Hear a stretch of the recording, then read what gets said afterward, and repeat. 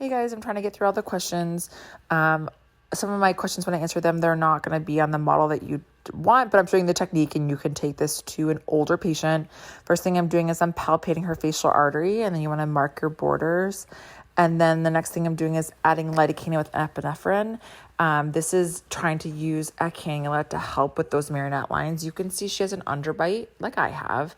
So when you think of someone with an underbite, you think, or overbite rather, overbite, you mean their teeth come out, their top lip comes out more like me, and their chin can be recessed.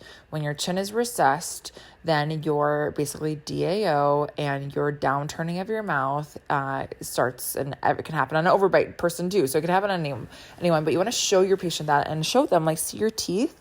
See how you're missing your bottom of your teeth or whatever's going on, like that's causing your lip to turn under or your top lip to stick out. And usually people don't know that. So I'm showing her, she obviously is young, and we haven't lifted her yet, but I'm going to be doing an 8-point lift on her. So I'm going to be adding lateral zygoma and cheek filler. I'm going to be adding jawline filler as well, pre-gel sulcus, but I wanted to show you on a face that wasn't like beat to hell already, that how I would soften the marionette lines. If someone has a really deep marionette groove here and a lot of heavy fat pads, you're not going to want to do this right away. You're going to want to lift them first. But I just wanted to show you the entry point. So I'm using the pre-gel sulcus. You can see the oral converseur, and then I come out right where her DAO attaches. Well, I'm guessing it attaches to her mandible. I'm adding about 5 units of lidocaine with epinephrine. This is very important because it'll add a blanching. It'll help with pain control. It'll stop bleeding. And then I take my introducer. It comes with the cannula. I'm using a 22 gauge cannula, 2-inch. It's a pretty stiff cannula. You can get them from Dermasculpt. And then my hair's in the way just for a second. I apologize when I'm answering some of these questions. I try to just do it that day for you guys. So when that happens, it's hard, but you can see I basically take my cannula, I put it in the entry hole, and then see how superficial I am. You can actually see that tracking is where the cannula goes in the skin, then starts to kind of pull on the skin. You don't want that. So if you're tracking, go a little bit deeper, but I'm above some as. You can see I'm taking my thumb and palpating my cannula. I'm making sure I'm in the right depth, and you can see I'm fanning. So my first vector is basically towards the chin. Second one is towards V3.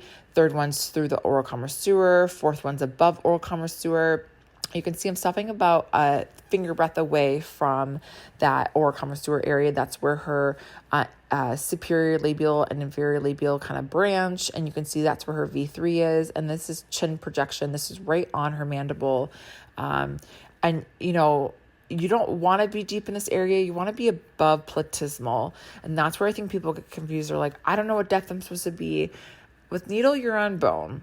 With cannula, you're above the SMAS here because this is why the SMAS is protecting you, right? It's protecting your vessels. It's protecting your facial artery. So I'm using Belotero Balance. You can use Belotero Balance, Refine, Restylane Classic, or Restylane L.